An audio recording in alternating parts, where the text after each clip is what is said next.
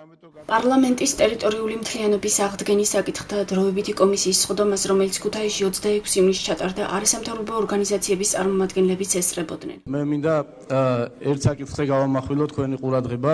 რეგიონში არის ესეთი ტერმინი გარე და შიდა ოკუპაცია და ამ თემაზე დღეს არ ყოფილა საუბარი.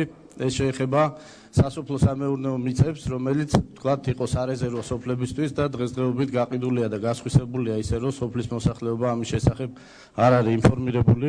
მაგალითად, სოფელ კარალეთში გასხვისებულია სასაფლაოს ტერიტორიაც კი ისე, რომ მოსახლეობისთვის ამაზე საუბარი და შეთანხმება არ ყოფილა. 25 ივნისს გორში ქალთა საინფორმაციო ცენტრის ინიციატივით შიდა ქართლის ქალთა განვითარების კომიტეტის კონფლიქტის ზონის სოფლების რწმუნებულებისა და არასამთავრობო ორგანიზაციების შეხვედრაზე გამოიკვეთა ის ძირითადი პრობლემები, რომელიც საოკუპაციო საზღვრისპირა სოფლებში არსებობს. სოფელი ნათლები, შავშა, ნადარბაზები.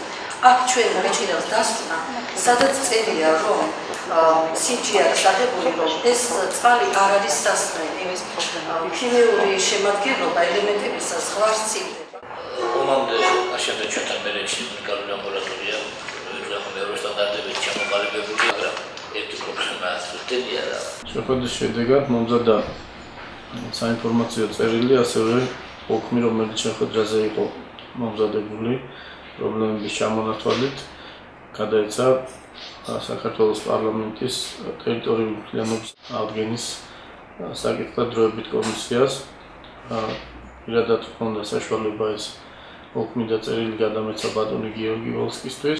ტერიტორიული მთლიანობის აღდგენის საკითხთა დროებითი კომისიის თავმჯდომარის გიორგი ვოლსკის განცხადებით, სარწყავი წყლის სისტემის გამართული მუშაობისთვის ხელისუფლებამ და შესაბამის მოუწყებებმა ყველაფერი გააკეთეს, რისი გაკეთებაც შეიძლებოდა.